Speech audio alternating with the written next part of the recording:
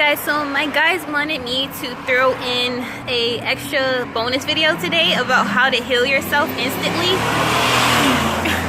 I'm outside, sorry guys, but how to heal yourself instantly. Now, healing yourself can be a really long, hard, drawn out process that we don't want to face a lot of times. When it comes to healing ourselves, we don't want to look at a lot of wounds and trauma that we've gone through or that we dealt with, and it makes us pretty scared, and we get stuck and stagnant in our growth as human beings. So sometimes a lot of people, you hear stories of people who go through traumas and for years they're stuck on unhealthy ways of dealing with it, like drugs or like abusing sex or themselves, their bodies, things of that nature. But yeah, so one of the ways that I've learned to deal with my own trauma wounds, a lot of you guys know that I have dealt with incest, rape, sexual assault, things of that nature. So it took me a very long time to heal in the aspect of sexuality, who I am as a woman, as a black woman in America. And it just recently I felt like I've healed that wound completely. Now before, I was running away from the wound a lot. So, and anytime I would have pain, I would just, mask it, try to do like everybody else does, smoke weed all the time, or use people to try to connect with them, sex, things like that, just to try to grasp at something to fill that hole, instead of facing the reality that it happened to me and that I was in so much pain.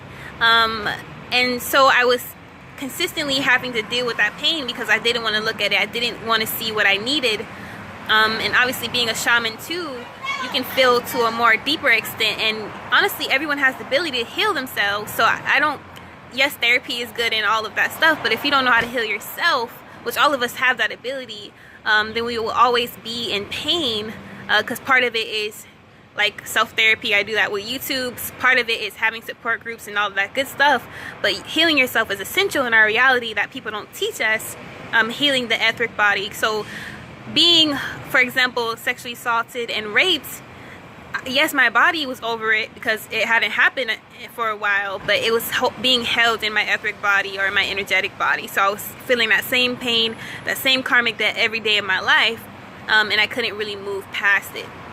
Now, how I healed myself, I know it said instantly, but how I healed myself is that I stopped running and I started to sit with that energy, sit with that pain, for days on end. The last few days actually, I don't drink at all. I'm pretty sober now for like weed and shit like that. But I actually started facing it. So anytime that pain would come up or anything that triggered that pain, and anyone mocked the pain or whatever that could be, because I'm a sensitive person. I would just sit with the energy. I would just see, why am I feeling this way? What is it that made me feel so hurt and angry? I went through so much turmoil, and I had to sit with that pain for so long until it just dissolved in itself, disintegrated in itself. Now, how that happened is that I ended up understanding, by sitting with that energy, I ended up understanding that nothing is personal in this life. Not even sexual assault and rape, the craziest that sounds. Now, not to say that's okay, nothing's okay like that when it happens.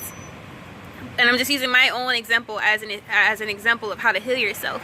Now, I sat with this energy and I understood that since my journey of self-love and learning unconditional love and compassion for myself, I understood that I started loving all of me except that aspect of myself of what happened that now became a part of me, and I was ignoring that it happened to me. So I didn't put love there in that area. I felt like I deserved it. I felt like it was meant to happen, that I was a bad person, all of these things. But then when I started to look at it in a different light, start sending compassion and love to that area, healing it, accepting that it was me, accepting that the people who did this to me is part of me, and extending my own love to those people. It sounds crazy. It sounds very like Jesus teaching right now.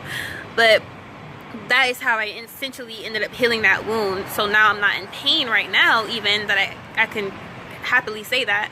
And I ended up having compassion for the patriarchy world that we live in, men in general, compassion for being a woman.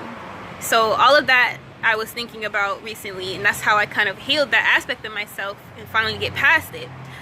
There's still a scar there, but it's not as intense as before.